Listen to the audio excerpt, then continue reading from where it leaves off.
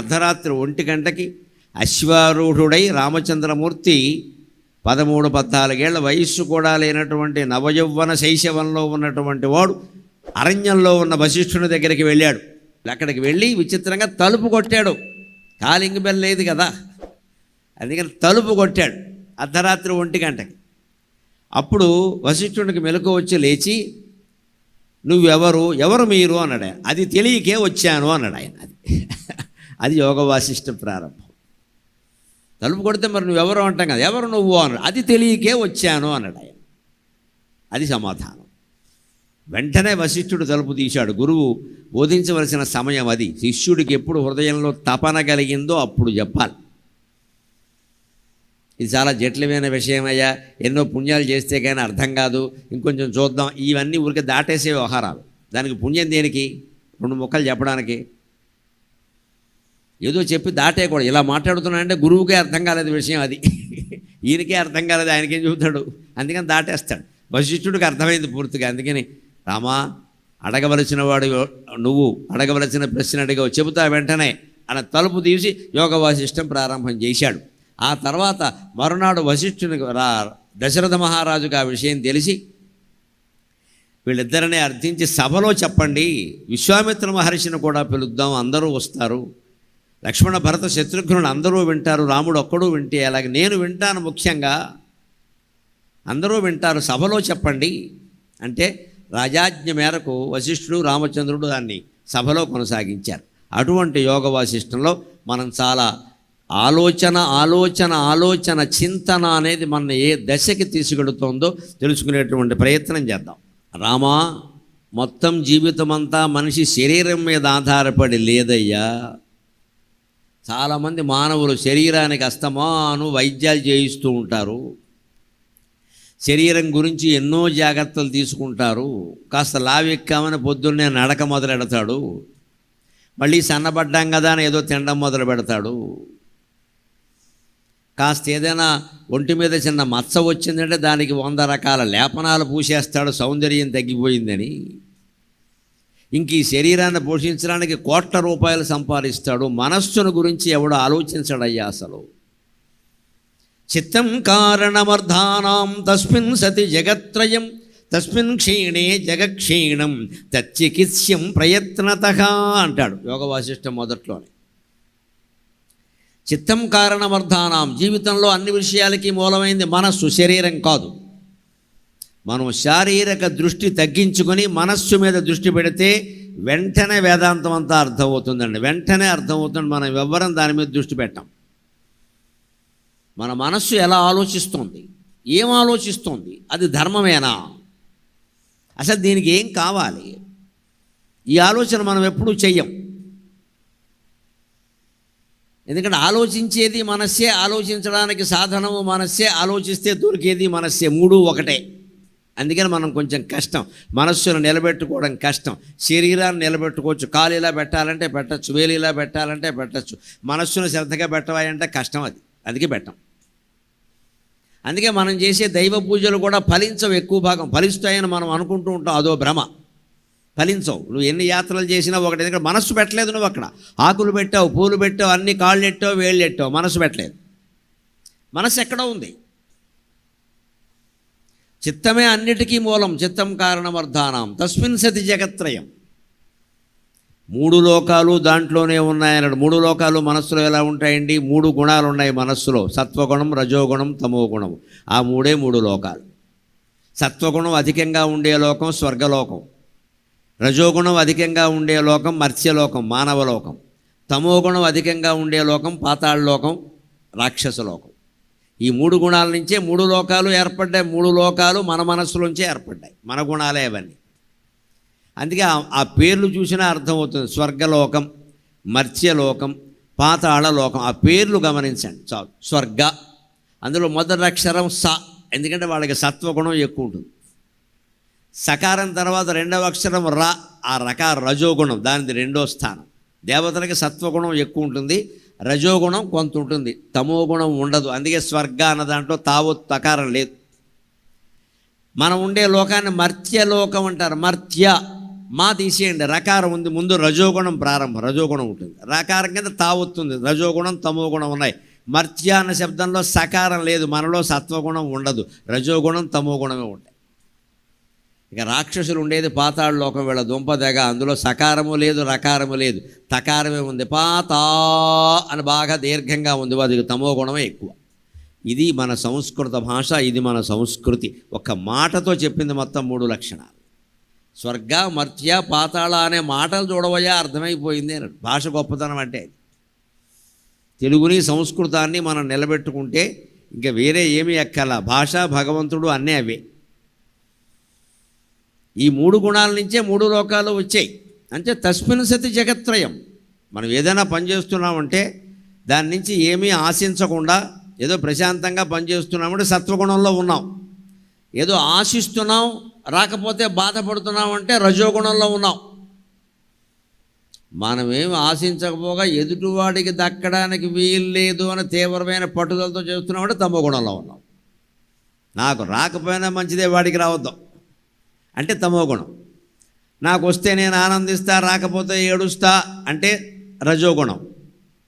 నాకు వచ్చినా రాకపోయినా ఒకటే, ఈ పని చెయ్యాలి కాబట్టి చేస్తా అంటే అది సత్వగుణం. ఇదిలో ఉన్నామో మనం ఆలోచించుకుందాం. అలాగా మనిషి మనస్సులోనే అన్ని గుణాలు ఉన్నాయ్యా. తస్మిన్ క్షీణే జగక్షీణం. ఎవరి మనస్సు ఎక్కువ ఆలోచించకుండా ప్రశాంతంగా ఆలోచనారహితంగా మనస్సు మౌనంలో ఉండిపోతుందో జగత్క్షీణం, అతనికి జగత్తుతో సంబంధం ఏం లేదయ్యా అన్నాడు. ఆ ప్రయత్నం కోసం మనం ఈ 3 రోజులు వీలైనన్ని విషయాలు తెలుసుకునే ప్రయత్నం చేద్దాం. మీరు ఇంటికి వెళ్ళి బాగా అభ్యాసం చెయ్యాలి. అంతేకాదు ఈ నేను చెబుతున్న యోగ వాసిష్టాన్ని 8 సంపుటాలుగా మొత్తం 32,000 శ్లోకాలు తెలుగు లిపిలో తెలుగు తాత్పర్యాలతో ఏర్పేడు వ్యాసాశ్రమం వాళ్ళు వేశారు. ఏర్పేడు వ్యాసాశ్రమం వాళ్ళు వేశారు. వాళ్ళు మొత్తం 8 సంపుటాలు వేశారు. చాలా తక్కువ ధరలో అందిస్తున్నారు. కేవలం బ్రహ్మజ్ఞాన ప్రచారమే ముఖ్యంగా పెట్టుకున్న సంస్థ కాబట్టి అది మీరు కొనుక్కుని ఇంట్లో పెట్టుకుని రోజు ఏదో 2 పూటలు 3 పూటలను ఒక నియమం పెట్టుకుని ఒక సమయం కేటాయించుకుని చదవాలి. అప్పుడు మీకు బాగా అర్థమవుతుంది. ఇది కేవలం మిమ్మల్ని చదివేందుకు కావలసిన ఉన్ముఖీకరణం చేస్తుంది. అందుకు కలిగిన ఆసక్తి కలిగించగలుగుతాను నేను, అంతకంటే ఏం చేయాలి. కానీ మీరు చదివితేనే పూర్తిగా తెలుస్తుంది. అటువంటి చింత అంతా చిత్తంలో ఉందయ్యా. తచ్చికిత్స్యం ప్రయత్నత అన్నాడు వశిష్ఠుడు. అంచేత వైద్యం చేయాల్సిందంతా మనస్సుకేనయ్యా, శరీరానికి కాదు. ఇవాళ బాగా వ్యాపిస్తున్న వ్యాధులు చూడండి మీరు. కాళ్ళు చేతులు లేని వాళ్ళు ఉంటారు కానీ షుగరు బీపీ లేని వాళ్ళు కనపడలేదు. అందరికీ ఈ 2 విష్ణుమూర్తి శంఖచక్రాలైనా విడిచిపెడతాడు కానీ షుగరు బీపీ వీళ్ళు విడిచిపెట్టారు. ప్రతి వాళ్ళకి 30 ఏళ్ల వాళ్ళకు కూడా షుగరే. 30 ఏళ్ళకి షుగర్ ఏమిటో అర్థం కాదు. ఏం తిన్నాడని, ఏం అనుభవించాడని. ఇక వీడు రేపు సంసారానికి ఏం పనికొస్తాడు, సంతానానికి ఏం పనికొస్తాడు. ఇంకా ఎప్పటికే షుగర్ ఉంటే. ఇటువంటి రక్తపోటు మధుమేహానికి ప్రధాన కారణంగా వైద్యులు చెబుతున్నది ఏమిటంటే మానసిక ఆందోళన, శరీరం కాదు. మనం ఏదో నడవడం, తీపి తినకుండా ఉండడం, జాగ్రత్త, ఇవన్నీ చిన్న చిన్న విషయాలు. నువ్వు ఎంత తీపి కేజీ జిలేబీ తిన్నా పర్వాలేదు, నీ మనసులో ఏ చింత పెట్టుకోకు. ముందు జిలేబీ తిన్నాననే విషయం వదిలేసలు వదలడే. తింటూనే ఉంటాడు, మాట్లాడుతూనే ఉంటాడు. పైగా అది ఏదో అవ్వకపోతే నేను ఉండలేనంటాడు. ఇక అవ్వకపోతే ఉండలేకపోవడం, అయ్యేసరికి పొంగిపోవడం, ఇది మూల కారణం అనేక రకాల వ్యాధులకి. ఇవాళ భయంకరంగా క్యాన్సర్ వ్యాధి చాలా వ్యాపించేస్తుంది, చాలామందికి వస్తుంది. దానికి కూడా మూల కారణం మానసిక ఆందోళన. కిడ్నీల వైఫల్యం, మూత్రపిండాల వైఫల్యానికి ప్రధాన కారణం మానసిక ఆందోళన. అంతెందుకు, ఏ రాత్రైనా మనకి అన్నం అరగలేదు అంటే కేవలం అన్నంలో దోషం మాత్రమే కాదండి, ఉంటే ఉండొచ్చు, అందులో కొంత దోషం ఉంటుంది. మానసికమైన ఆందోళన ఉంటే నిద్ర పట్టదు, నిద్ర పట్టకపోతే అన్నం అరగదు, నిద్ర లేకపోతే అన్నం అరగదు. ఒక పూట అన్నం మానేసినా పర్వాలేదు కానీ నిద్ర మానకూడదండి. రాత్రి 7 గంటలు, మధ్యాహ్నం 1 గంట ఖచ్చితంగా పడుకోవాలి. ప్రపంచంలో ప్రతి ఒక్కరూ రాత్రి 7 గంటలు, మధ్యాహ్నం 1 గంట. నిద్ర పట్టని పట్టకపోని కళ్ళు తెరవకూడదు. కళ్ళకు అవసరమైతే ఓ సన్నపాటు తువ్వాలో రుమాలో కట్టేసుకుని పడుకోవాలి. కళ్ళు తెరవకూడదు. కళ్ళు తెరవకుండా పడుకుంటే చాలు, అలసట తీరిపోతుంది. మనం అది చేయట్లా. 10ంటికి పడుకుంటామని పడుకుంటాం, అందరూ పడుకున్నాక మళ్ళీ ఫోన్ తీస్తాం, ఇక్కడ ఇలా మొదలు పెడతాం. ఇక్కడ అది 12 అయినా తెమలుతావు. ఈ దరిద్రం అంతా చూసి పడుకుంటావు. అప్పుడు ఆ పీడకల్లో పాడుకల్లే వస్తాయి. నువ్వు చూసింది ఏమిటి ఇక్కడ? చెత్త. ఒక పుస్తకం చదివితే మనలో ఉండే చెత్త అంతా బయటికి పోతుంది. ఒక ఫోన్ చూస్తే బయట ఉండే చెత్త అంతా మనలోకి వచ్చింది. ఏం చేయాలో నిర్ణయించుకో. ఒక పుస్తకం చదివితే మనలో ఉండే చెత్త అంతా బయటికి పోతుంది. నిన్ను ప్రశ్నిస్తుంది పుస్తకం. ఏం చేస్తున్నావు ఆలోచించుకో. ఈ రచయితకి నీ మీద ఏం కోపం లేదు, ద్వేషం లేదు. ఆయన లోకంలో ఉన్న విషయం రాశాడు. ఇందులో నీ లోపం ఉంటే సరి చేసుకోండి. మనం కూడా అంగీకరిస్తాం. ఎందుకంటే మనం ఎవరు మనతో ఎదురుగా మాట్లాడారనుకోండి, ఆయన అలాగే చెప్తాడు, ఎంతసేపు నేనంటే పడదా ఆయనకి, ఏదో చెప్తాం. ఇక్కడ పుస్తకాన్ని ఎలా అంటామండి? పుస్తకానికి ఎవరో రాశారు. యోగ వాసిష్టం రాసిన వాల్మీకి మన మీద ఏం కోపం లేదు కదా. ఆయన ఎప్పటివాడు, మనం ఎప్పటివాళ్ళం. ఆయన లోక ప్రవృత్తి చెప్పాడు. కాబట్టి పుస్తకం చదువుతుంటే మన మనస్సు మారుతుందండి. ఎందుకంటే ఆయనకి నా మీద ఏం కోపం లేదు, ప్రేమ లేదు, ఉన్న విషయం చెప్పారు ఆయన, నేను సరి చేసుకోవాలి కదా అంటాడు. అది ఎదుట కూర్చుని ఎవరన్నా ఉపదేశం ఇచ్చారనుకోండి, తల్లు తండ్రో అన్నగారో గురువు చెప్తే ఎప్పుడు ఎలాగ చెప్తాడు, సంత ఈ ఇంట్లో పుట్టడం తప్పైపోయింది అనుకుంటాడు. ఆ వ్యక్తి మీద ద్వేషంతో మాట్లాడతాడు. అదే పుస్తకం చెబితే తప్పనిసరిగా వింటాడు. ఫోన్లో మనకు పుస్తకాలు చెప్పట్లేదు, వ్యక్తులు చెబుతున్నారండి. ఖచ్చితంగా చూసుకోండి మీరు. ఆ వ్యక్తులతో మనకు రాగద్వేషాలు ఉన్నాయి. కొందరు నచ్చుతారు, కొందరు నచ్చరు. అంచేతను ఫోన్ చూడడం కంటే పుస్తకం చదవడం ఎప్పుడూ మంచిది. మనలో చెత్త బయటికి పోవాలి, కానీ బయట చెత్తను మనం ఆహ్వానిస్తే అలాగా. అందుకని దీనికి మూలం, ఈ చిత్తానికి మూలం పెడితే చికిత్సం ప్రయత్నత, దానికే వైద్యం చేయాలి. ఏం చెయ్యాలి అన్నాడు. ఈ చింత పెరిగిపోతుంది మనలో, అందరికీ చాలా చింత పెరిగిపోతుంది. ఇవాళ 1వ తరగతి చదివే కుర్రాడికి కూడా పెద్ద చింత. ఎందుకంటే వాడి హోంవర్క్ వాడికి చింత, వాడి బడి వాడికి చింత, మన్నాడు వేసుకునే బూట్లు మోత ఇదంతా వాడికి చింత, వాడికి సెలవులు ఇవ్వరు, అది పెద్ద చింత. పైగా ఎప్పుడు ఇంటికి వచ్చినా ప్రోగ్రెస్ కార్డే చూస్తారు. వాడు మాట్లాడే మాటలు వినరు, వాడి పాటలు వినరు. వాడు ప్రోగ్రెస్ కార్డు కావాలి మనకి. 1వ తరగతి కంత ప్రోగ్రెస్ దేనికి పనిలేక, వాడు ఇంత అన్నం తింటే చాలు కదా. 5 ఏళ్ల పిల్లాడు సాధించే విజయం ఏమిటో తెలుసునమ్మా, ఏం అక్కల్లా, పక్క తడపకుండా ఉంటే చాలు, వాడు హీరో కింద లెక్క. వాడికి దండేసి సన్మానం చేయొచ్చు. 5 ఏళ్ళ అమ్మాయి కానీ అబ్బాయి కానీ పక్క తడపకుండా ఉంటే, 5 ఏళ్ళు వచ్చాక, 1-2 ఏళ్ళప్పుడు ఎలాగో తప్పదు, 5 ఏళ్ళు వచ్చాక పక్క తడపకుండా ఉంటే వాడు హీరో, వాడికి సన్మానం చేసేయచ్చు. 10 ఏళ్ళప్పుడు ఒకటే విజయం, ఒంటరిగా పడుకోగలగాలి. 10 ఏళ్ల వరకు అమ్మా నాన్న దగ్గర పడుకున్నా పర్వాలేదు. 10 ఏళ్ళు దాటాయంటే ఒంటరిగా పడుకోగలగాలి. కలిగితే వాడు విజయం సాధించినట్టే. 20 ఏళ్ళప్పుడు ఒకటే విజయం, చదువు సంస్కారాలన్నీ తర్వాత విషయాలు అవన్నీ. 4 స్నేహితుల్ని సంపాదించుకోగలిగితే, ఆడవాళ్ళు ఆడ స్నేహితుల్ని, మగవాళ్ళు మగ స్నేహితుల్ని, 4 స్నేహితుల్ని సంపాదించుకోగలిగితే 20 ఏళ్ల కుర్రాడు విజయం సాధించినట్టే లెక్క.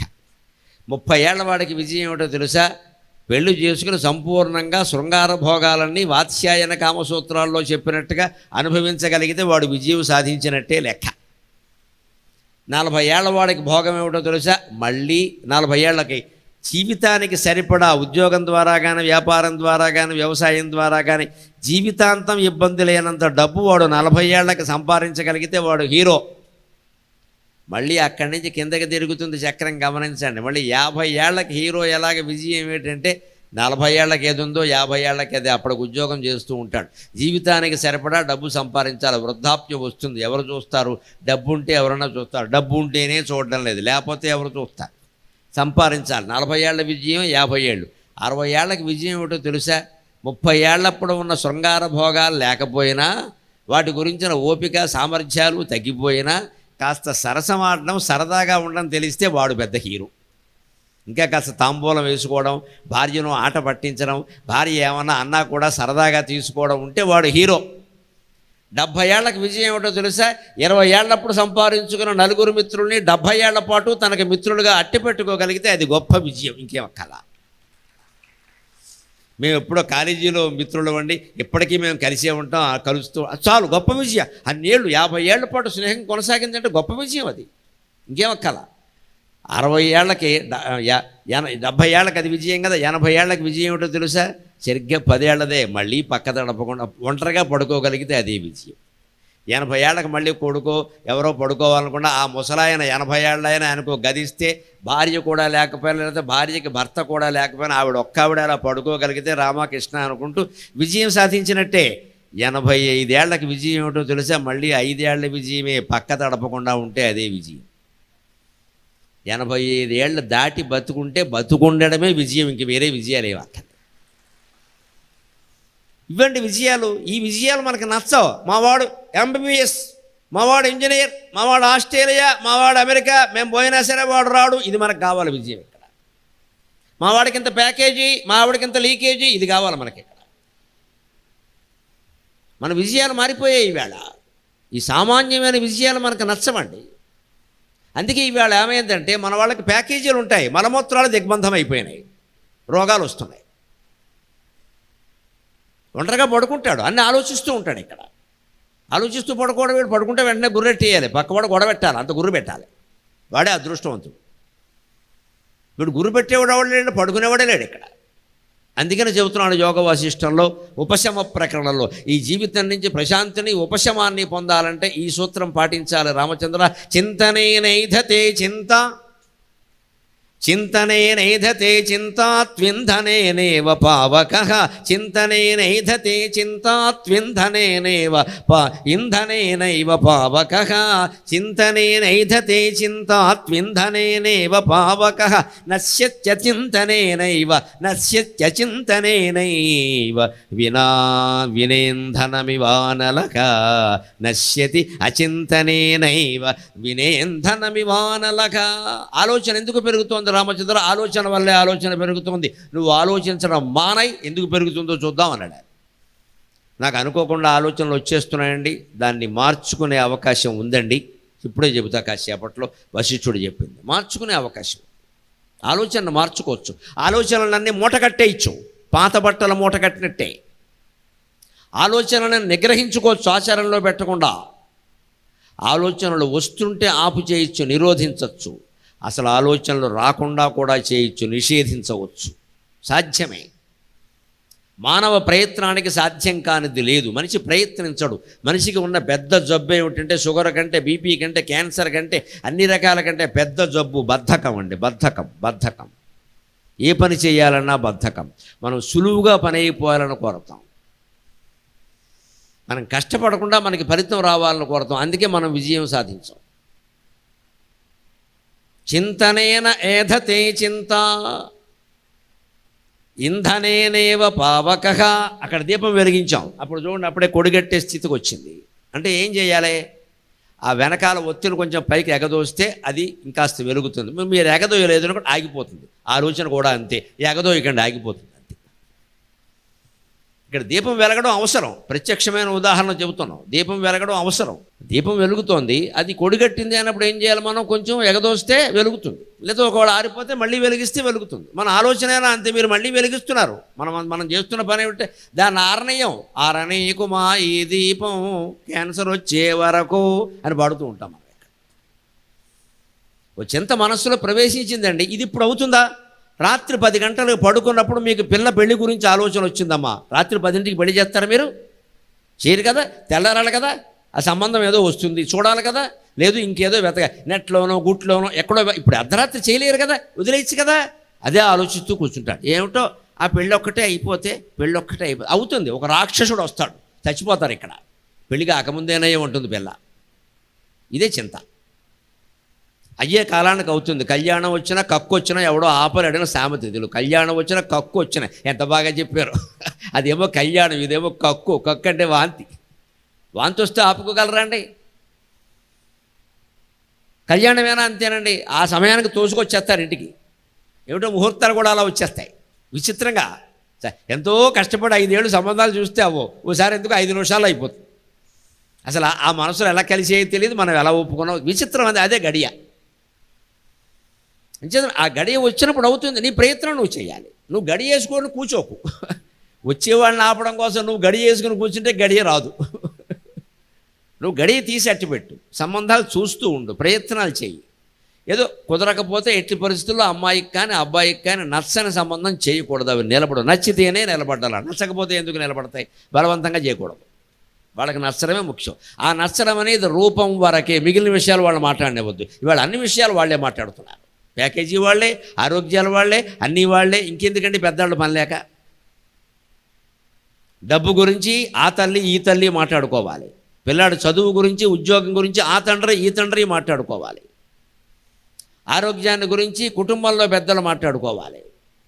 కులగౌరవం, వంశగౌరవాల గురించి మేనల్లుళ్ళు, తోడేళ్ళు, పినతండ్రులు, పెత్తండ్రులు మాట్లాడుకోవాలి. అన్నీ అమ్మాయి అబ్బాయి మాట్లాడుకుంటున్నారు. తర్వాత దెబ్బలాడుకోవడం కూడా వాళ్ళే దెబ్బలాడుకుంటున్నారు. ఇంక పెద్దలు నిర్ణయించేది ఏం లేదు ఇక్కడ. ఏమన్నా అంటే మా ఇష్టం, మంచిదే, దానికేముంది, ఇష్టమైతే ఏడవడమే. ఒక ఏడాది కాగానే మమ్మీ అలా అనుకున్నాను కానీ అలా ఉండట్లేదు, నువ్వు అనుకోవడమే తప్పు, అనుకోకుండా ఉంటే ఉండేవాడు. నన్ను ఎవడో 3 నెలల క్రితం ప్రశ్న వేసాడు ఫోన్ చేసి సాయంత్రం, నేను ఏది అనుకున్నా అవ్వట్లేదండి, ఏం చేయమంటారని. ఏది అనుకోక అన్నీ అవుతాయని చెప్పాను నేను. ఇప్పుడు ఒక్కొక్కడికి ఎంత అహంకారం అండి, నేను ఏది అనుకున్నా అవ్వట్లా, నువ్వు అనుకుంటే అయిపోవాలా? దశరథుడు రామచంద్రమూర్తి అనుకున్నాడు తెల్లారితే తనకు పట్టాభిషేకం లేకపోగా వనవాసానికి పంపించారు. రాముడి కంటే గొప్పవాడు. సీతాదేవి రాముడిని మాయలేడి కోసం పంపేటప్పుడు ఇంత మాయ అయిపోతుందని అనుకోలేదమ్మా. రాముడు వస్తాడు, లేడీని తెస్తాడు, ఈ లేడీ వెళ్ళిపోయింది. ఆ లేడీ రాకపోగా ఈ లేడీ వెళ్ళిపోయింది. ఎవరు అనుకున్నవయ్యాయి? శ్రీకృష్ణుడు రాయబారానికి వెళ్ళేటప్పుడు అవుతుందనే అనుకున్నాడు ఆయన, అవ్వలేదు. 16 పద్యాలు పాడినా అవ్వలేదు, ఆయాసం మిగిలింది. హార్మోనిస్ట్కి 600 శృతి మిగిలింది. ఏ పద్యాలు పాడాడు, ఉపయోగం లేదు. అక్కడ కర్ణుడి దగ్గరికి వెళ్ళాడు, వాడి కాళ్ళు అట్టుకున్నాడు, వాడు వెళ్ళలేదు. భగవంతుడు చేసిన పనులు అవ్వలేదు, మనం చేసినవి ఎలా అవుతాయండి? అజ్ఞానంగానే. పురాణాల నుంచి ఏం నేర్చుకుంటున్నావు ఇక్కడ? రాముడు అనుకున్నవి అవ్వలేదు, కృష్ణుడు అనుకున్నవి అవ్వలేదు, మనం అనుకున్నవి అయిపోవాలా? మనం అంత గొప్పవాళ్ళం ఇక్కడ. ఎందుకు అనుకోవడం? అసలు అనుకోకుండా ఉండరాదా? ఏదైతే అది అవుతుంది. అనుకున్నామని జరగవు అన్నీ. పెద్దవాళ్ళకి తెలుసు ఆ పాత సినిమా పాట. అనుకున్నామని జరగవు అన్నీ, అనుకోలేదని ఆగవు కొన్ని, జరిగేదంతా మంచికని అనుకోవడమే మనిషి పని. ఎంత బాగా చెప్పాడండి పాత సినిమాలో, ఎంత గొప్ప పాట. నువ్వు అనుకుంటే అయిపోతాయా? నువ్వు అనుకోకపోతే ఆగిపోతాయా? అంచేది ఏది జరుగుతోందో అది నీ మంచిగా అనుకో, వదిలేయ విషయాన్ని. అప్పుడు పిల్లల పెళ్ళిళ్ళు, ఉద్యోగాలు, ఆరోగ్యాలు ఏవి అంత సమస్యలు కావండి, అవుతాయి. పోతే పోతాం, ఏంటంటే గొడవ లేదు. దానికి సిద్ధంగా ఉండాలి. అంటే చింతనేన ఏధతే చింత ఇంధనేనేవ పావకః. నూనె పోసిన కొద్దీ అగ్ని బాగా వెలిగినట్టే నువ్వు ఆలోచిస్తున్న కొద్దీ ఆలోచనలు బాగా పెరుగుతూనే ఉంటాయి. అలాగా అది కాదు దానికి విధానం. అందుకని ఏం చేయాలి? నశ్యతి అచింతనేనైవ. ఆలోచించడం మానేయి, తెగించు, థ్యాట్ అని తోసిపారాయి, కట్ చేసినట్టు తీసేయి, కత్తెట్టు కోసినట్టే ఆలోచనను నరికేయాలి. అది మనిషికి సాధ్యమే. ఎలా సాధ్యమో తర్వాత చెప్తాం. నశ్యతి అచింతనేనేవ వినేంధనమివానలహ. ఇంధనం లేకపోతే, నూనె లేకపోతే దీపం కొడిగట్టినట్టే ఆరిపోయినట్టే. ఆలోచించేవాడు లేకపోతే ఆలోచన ఎక్కడుంటుందయ్యా అన్నాడు ఆయన. నేను ఆలోచించను అని మాట కూడా అనకుండా, మనస్సులో కూడా అనుకోకుండా ఆపేయి, అంతే, అయిపోతుంది. అలాంటిది మనం చేయగలగాలి. దేని గురించి ఆలోచిస్తే ఆగుతుంది? వేదాంత నిర్ణయంలో శంకరాచార్య చెబుతారు, చింత్యాచింత్య పదార్థౌద్వౌ విశ్రాంతి శ్రాంతిదాయకౌ చింత్యం బ్రహ్మ పరం నాణ్యతు ఇది వేదాంతరిండిమఖ. చింతింపదగినది, చింతింపకూడనది అని 2 ఉన్నాయి. చింతింపకూడని దాని గురించి నువ్వు ఆలోచిస్తూ కూర్చున్నావంటే నీకు శ్రమ ఎక్కువైపోతుంది. ఇవాళ మనం చేస్తున్న పొరపాటు అదే. మనలో చాలామందికి మానసికమైన ఇబ్బందులు చాలా ఉన్నాయి, ఆందోళనలు. ఎందుకున్నాయో తెలుసునండి? మనం శరీరానికి విశ్రాంతి ఇస్తున్నాం, మనస్సును శ్రమ పెడుతున్నాం. నా వయస్సు వాళ్ళు, నాకంటే పెద్దవాళ్ళు, వాళ్ళ తల్లిదండ్రుల జీవితాలని గురించి మీరు విచారణ చేయండి. వారు మనస్సుకి విశ్రాంతి ఇచ్చారు, శరీరాన్ని ఎక్కువ శ్రమ పెట్టారు. పొలం పని చేశారు, బస్తాలు మోశారు, ప్రతి పని స్వయంగా చేసుకున్నారు. ఆడ మగ కూడా. పాలు అమ్మారు, పెరుగు అమ్మారు, పుల్ల అమ్మారు, పిడక అమ్మారు. కోటీశ్వరుడు భార్య కూడా పిడకలు చేసిందమ్మా. పనివాళ్ళ చేతి చేయించింది, ఆవిడే చేసింది కూడా. నేను కోటీశ్వరురాలు, నేను పోజు కొట్టలేదు అక్కడ. ఇంటి పనులు నౌకర్లు ఉన్నా సరే ఆవిడ తిరిగి చూసుకునేది మొత్తం అంతా. భర్తకి ఏ శ్రమ లేకుండా చూసేది. ఆయన బయట వ్యాపారాలు చూసుకునేవాడు, ఇల్లు మొత్తం ఈవిడ నిర్వహించేది. ఈ దేశంలో అటువంటి ఇల్లాళ్ళు ఉండబట్టే అందరూ సుఖంగా ఉన్నారమ్మా, అందరూ సుఖంగా ఉన్నారు. ఆ స్త్రీలు చేసిన త్యాగాన్ని ఎవరు వెలగట్టలేరు. అసలు వాళ్ళు మొత్తం చూసుకున్నారు. ఏ చదువు చదవకుండా వడ్డీ లెక్కలు నోట్ లెక్కల కింద కట్టేసేవాళ్ళు. నోట్ లెక్కలే. పైగా అప్పుడు లెక్కలు మామూలుగా రూపాయికి 100 పైసలు కాదు, రూపాయికి 16 అణాలు, 4 పైసలు తేడా. 16 అణాలు, 3 అణాలు, బేడ, ఈ లెక్కలు తేలవి కట్టేసేవాళ్ళు. ఆనా తేడా వస్తే ఊరుకునేవాడు కాదు, మగాడు ఊరుకునే ఆడది ఊరుకునేది కాదు. అలాగే ఆస్తులు నిలబెట్టుకున్నారు. అంటే దేని గురించి చింతించాలి, దేని గురించి వదిలేయాలి? మనస్సును ఎక్కువ శ్రమ పెడుతున్నారు ఈవేళ, శరీరానికి విశ్రాంతి ఇస్తున్నారు. సాఫ్ట్వేర్ ఉద్యోగాలే ఉదాహరణ. 8 గంటలు కూర్చుంటాడు, 10 గంటలు కూర్చుంటాడు, కూర్చున్న చోటు నుంచి లేవడం లేదు, మధ్యలో కాఫీలు తగ్గెత్తు ఉంటాడు ఊరికే. శరీరం కదలకుండా ఉండిపోయింది. మరి లావెక్కిందంటే ఎక్కదా? మనస్సులో ఏముంది? సర్వర్ డౌన్ అయింది, ఈ ప్రాబ్లం అవ్వలేదు, ఈ ప్రోగ్రామ్ అవ్వలేదు, ఈ చింత ఉండిపోయింది. నాకంటే పక్కవాడిది అయిపోతుందేమో, వాడికి ప్రమోషన్ వస్తుందేమో, నాకు మోషన్ వస్తుందేమో, ఈ గొడవ పట్టుకున్నాడు ఇక్కడ. వాడికి ప్రమోషన్, వీడికి మోషన్ అన్నాం. మనస్సుకి ఎక్కువ పని చెబుతున్నాం మనం, శరీరానికి విశ్రాంతి ఇస్తున్నాం. దానికి బదులు శరీరానికే విశ్రాంతి ఎక్కువ ఇవ్వాలి. 60 ఏళ్ళు దాటే వరకు అంతే. 60 ఏళ్ళు దాటాక శరీరానికి కూడా ఎక్కువ విశ్రాంతి అవసరం. 60 ఏళ్ళు దాటాక ఇంకా యాత్రలు చేయకూడదు, తగ్గించి చేయాలి. మనమే చక్రాల కుర్చీలో కూర్చుంటూ యాత్రలు ఎందుకు పని లేక? 4 మెట్లు ఎక్క 4 అడుగులు వేయలేము, 2 మెట్లు ఎక్కలేము, యాత్రకు తయారైపోతుంది. మామూలు యాత్ర కదా, కైలాస మానస సరోవరం. తిరిగి వస్తాడో రాదో తెలియదు ఇక్కడికి. అదేమైనా ఇక్కడుందా? నేను అన్నీ చూశాను, అది ఒకటే చూడలేదు. ఇప్పుడు చూడకపోతే ఏమైంది? చూసి ఏం చేసావు ఇక్కడ? నువ్వు కైలాస మానస సరోవరం చూసినా నీ మనస్సు కాకినాడ బస్ స్టాండ్ లాగే ఉంది, మానస సరోవరంలో లేదు. మరి ఇంకెందుకు వెళ్ళడం? అక్కడి నుంచి మళ్ళీ సీసా నీళ్లు పట్టుకురావడం, ఊళ్ళో అందరికీ పంచిపెట్టడం, ఇదో పెద్ద గొడవ. ఇది ఎంత గొప్ప!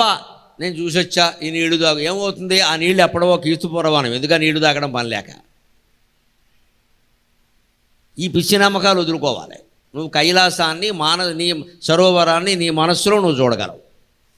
అదే చెబుతున్నాడు వేదాంత రెండిమల్లో శంకరాచార్య. చింత్యం బ్రహ్మ పరం నాన్యతు. పరమేశ్వరుని గురించి చింతించు, వేరే విషయాలన్నీ వదిలేయి అన్నది.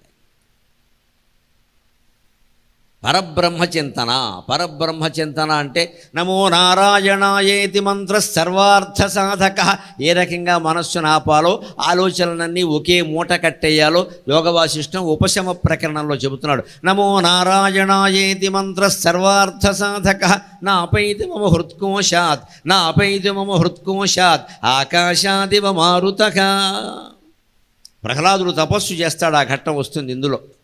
ప్రహ్లాదుడు ఎంతటి భక్తుడో మనకు తెలుసు. పానీయంబులు త్రావుచున్ కుడుచుచున్ భాషింపుచున్ హాసలీలా నిద్రాదులు చేయుచున్ తిరుగుచున్ లక్షింపుచున్ సంతత శ్రీనారాయణ పాద పద్మయుగళీ చింతామృతాస్వాద సంధానుండై మరచన్ సురారిసుతుడు ఏతద్విశ్వమున్ భౌవరా అని పోతన గారు వర్ణిస్తాడు. నీళ్లు తాగుతున్నా, అన్నం తింటున్నా, తోటి స్నేహితులతో ఆడుకుంటూ ఉన్నా, నిద్రపోయినా ఎప్పుడు నమో నారాయణాయ నమో నారాయణాయ నమో నారాయణాయ అనే మంత్ర జపం మానలేదు. ఆలోచనల్ని ఆపేసే విధానం అది. ఆలోచనలు అనే పాత బట్టలన్నింటినీ నమో నారాయణాయ, నమశివాయ, శ్రీమాత్రే నమః అనేటువంటి బట్టలో మూట కట్టి బారేయాలి. ఒకటే లెక్క. బలవంతంగానైనా చెయ్యాలి. మనస్సు ముందుకెడుతుంటే మళ్ళీ వెనక్కి రాక్కోవాలి. దానికి బుద్ధి లేదు, మనకి సిగ్గు లేదు, అంతే లెక్క. అంత పట్టుదల ఉండాలి. నమో నారాయణాయేతి మంత్ర సర్వార్థ సాధక. ఆ ఒక్క మంత్ర జపం సర్వార్థాలు సాధిస్తుంది. మనకి బ్రహ్మజ్ఞానాన్ని కలిగించడం కాదు, భౌతికమైన కోరికలు కూడా తీరుస్తుంది మంత్ర జపం. భగవన్నామ స్మరణ భౌతికమైన కోరికలు కూడా తీరుస్తుంది. మీరు ఏ ఉద్యోగాల గురించి, ఏ పెళ్ళిళ్ళ గురించి, ఏ ఆరోగ్యాల గురించి, ఏ అవమానాల గురించి మీరు ఆలోచిస్తున్నారో అవన్నీ సరైపోయేలా చేసే ఒకే ఒక ఉపాయం నమశివాయ, నమో నారాయణాయ, శ్రీమాత్రే నమః. ఇది నిరంతరం చెయ్యాలి. మనకు వచ్చిన ఇబ్బంది ఏమిటి? ఇలా నిరంతరం చేయడం అనేదానికి మనకి బద్ధకం. ఓ 20 రోజులు దీక్ష చేసేయంటే చేసేస్తాడు. ఒక రంగు బట్టలు కట్టేస్తాడు, ఓ మాల మెళ్ళ వేసేస్తాడు. 21వ రోజుని ఈ 20 రోజులు మానేసినవన్నీ మళ్ళీ మొదలెట్టేస్తాడు. నమశివాయ. ఇంకెందుకు నీ దీక్ష ఏదైనా చేపట్టామంటే 20 రోజులు 40 రోజులు ఈ వ్యసనం మానేసి ఉన్నాం కదా, తర్వాత ఎందుకు ఉండలేము అని ఆలోచించాలి. అది దీక్ష. ఈ 20 రోజులది ఓసారి పుచ్చుకోవడానిక దీక్ష? అంచేతను దీక్షలో ఉన్నవాళ్ళు, గడ్డాలు పెంచేవాళ్ళు అందరూ ఆలోచించాలి. దేనికి పెంచావు గడ్డం? ఎదుటి వాళ్ళకి ఏదో నువ్వు దీక్షలో ఉన్నావని తెలియడానికా? ఈ వాళ్ళ గౌరవం కోసం మనం కృత్రిమ వైరాగ్యాలు నటించొద్దు. మనకి నిజంగా ఉంటేనే చెయ్యాలి. ఎవరి గౌరవం కోసం ఎవరో మన కాళ్ళకి దండం పెడతారు కదా, గౌరవిస్తారు, ఈ కృత్రిమ గౌరవాన్ని కోరుకుంటున్నాం అన్నమాట. అది నాటకం అయిపోతుంది. నిజానికి ఏమీ ఆశించకుండా నమ శివాయ నమో నారాయణాయ శ్రీమాత్రే నమః అని మంత్రాల్లో ఏ మంత్ర జపం చేసినా సర్వార్థ సాధక, అన్ని కోరికలు తీరతాయి. ఏ సమస్యలు మన దగ్గరికి రాకుండా భగవంతుడైన శ్రీమన్నారాయణమూర్తి చూసుకుంటాడు. ఆయన దగ్గర 5 ఆయుధాలు ఉన్నాయి. కౌమోదకి అనే గద, సుదర్శనం అనేటువంటి చక్రం, పాంచజన్యం అనేటువంటి శంఖం, నందకం అనేటువంటి ఖడ్గం, అన్నీ ఉన్నాయి ఆయన దగ్గర. అన్నీ ఉన్నాయి. దేంతోనైనా సాధిస్తాడు ఆయన. భగవంతుడు నమ్ముకోవాలి. అంటే ఆలోచనలనే పాత బట్టల్ని భగవన్నామం అనేటువంటి బట్టలో మూట కట్టాలి. మనకి బట్టల బుట్ట ఉంటుంది చూడండి, ఇంట్లో పాత బట్టలో బుట్టలో వేస్తాం కదా, ఎక్కువైపోయింది అనుకోండి, ఆ బుట్ట నిండిపోయింది, మనకి ఇంకా ఉతకడానికి సమయం రాలే. ఏం చేస్తాము, అందులో కొన్ని తీసి ఓ పెద్ద చీరలేనో పెద్ద దుప్పట్లోనో మూట కట్టి విడిగా పెడతాం. మరి మిగిలింది ఉండాలిగా. ఇప్పుడు మొత్తం ఈ పాత బట్టలన్నీ అందులో మూట కడితే ఉన్నాయా లేదా? అందుకని నీ ఆలోచనలన్నింటినీ నమో నారాయణాయ అన్న ఒక్క ఆలోచనలో మూట కట్టి బారాయి. నా అపైతి మమ హృత్కోశాత్ ఆకాశాదివ మారుతక, ప్రహ్లాదుడు చెబుతున్నాడు యోగ వాసిష్టంలో. ఆ జపం ఎలా సాగాలి అంటే, నిరంతర జపం ఎలాగంటే ఆకాశాదివ మారుతక, ఆకాశం నుంచి గాలి విడిపోలేనట్లే నా హృదయంలోంచి ఆ నారాయణ నామం వెళ్ళిపోవడం లేదయ్యా, అలాగే పట్టుకుని ఉందయ్యా అంటున్నాడు. ఆ ఆకాశం నుంచి గాలిని వేరు చేయగలరా మీరు? ఎప్పుడు మనం ఉన్నా లేకపోయినా, మనం పిలిచినా పిలవకపోయినా ఆకాశంలో ఈ శూన్యవంతర గాలి నిండి ఉంది. ఆకాశాదివ మారుతక, ఆకాశ ప్రదేశంలోంచి గాలిని వేరు చేయలేనట్టే నా హృదయం నుంచి నారాయణ మంత్రాన్ని ఎవరూ వేరు చేయలేరయ్యా అన్నాడు. అంతటి తీవ్ర తపనతో జపం చేస్తే ఈ ప్రపంచం మనకి బాధాక్రాంతం అవుతుందండి, సందేహించాల్సిన అవసరం.